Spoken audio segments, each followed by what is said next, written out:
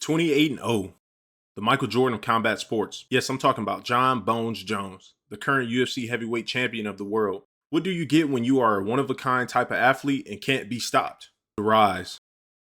Before the fame, before the belts, before the chaos, Jon Bones Jones was just a skinny kid from upstate New York taking a UFC fight on 2 weeks' notice. In 2008, he stepped into the octagon for the first time against Andre Guzman. 51 years old, the youngest fighter in the UFC tonight. Nobody knew him, no hype, no marketing, but once the cage door shut, you knew immediately. This dude was different. Jones came in throwing spinning elbows, suplexes, and striking from angles no one was ready for. He didn't just fight, he performed. And that performance, it had everyone saying, wait, who is this guy? Wait a minute! Who are you? Just one fight later, he faced fan favorite Stephan Bonnar and dominated. Not with brute strength, but with precision, timing, and straight up creativity you don't see from rookies. He followed it up by running through Brandon Vera and Vladimir Matyushenko, not just winning, but styling on them like a vet. That's when Dana White looked straight at the camera and said, "This kid is the real deal." What made it scarier? He had that long reach, elite wrestling from his JUCO championship days, and a calm confidence that made everything look easy. He wasn't loud, he didn't talk trash, he just went in and took over. But even early on, the chaos was bubbling. While dominating Matt Hamill, he dropped those infamous 12-6 elbows and was handed the only loss on his record, a DQ, a technicality, but maybe the first crack in the legend, the peak. After just a few fights, Jon Jones wasn't just a prospect anymore. He was a problem. Then in 2011, everything changed. When Rashad Evans pulled out of a title fight with Shogun Rua, Jones got the call. And at just 23 years old, he was fighting for the light heavyweight belt. On fight night, Jones walked into the octagon like it was a backyard sparring match. He dismantled Shogun, a Pride legend, a killer, and made it look like a sparring session.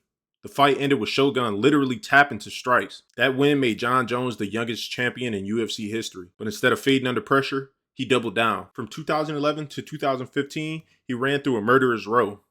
We're talking Rampage Jackson, Lyoto Machida, Rashad Evans, Vitor Belfort, Glover Teixeira, and Daniel Cormier. These weren't just former champs.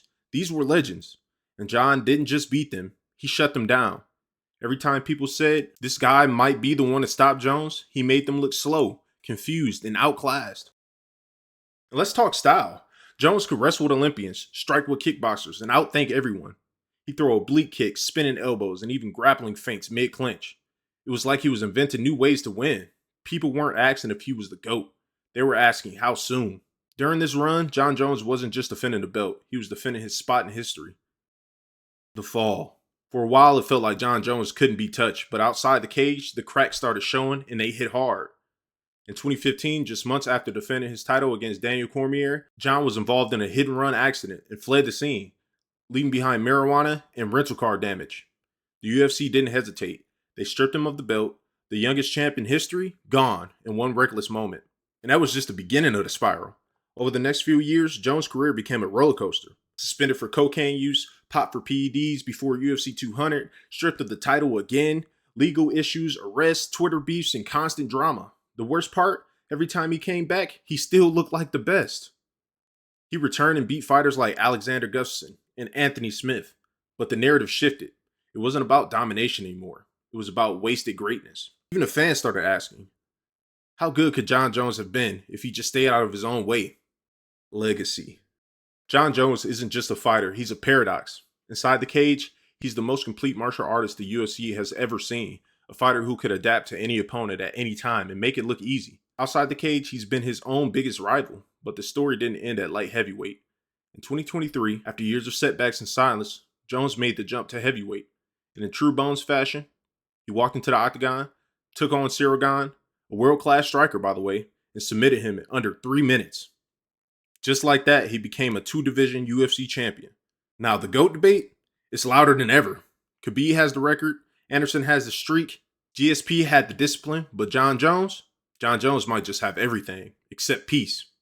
And maybe that's what makes his story so unforgettable. That's the rise, fall, and reign of Jon Bones Jones, a genius in a cage, a storm outside of it. Love him or hate him, his legacy is undeniable. But tell me this, is Jon Jones the true GOAT? Or did his chaos cost him the crown? Drop your take in the comments, and if you thought this story was wild, wait until we talk about Khabib himself. That one's insane. I'll see you in the next chapter.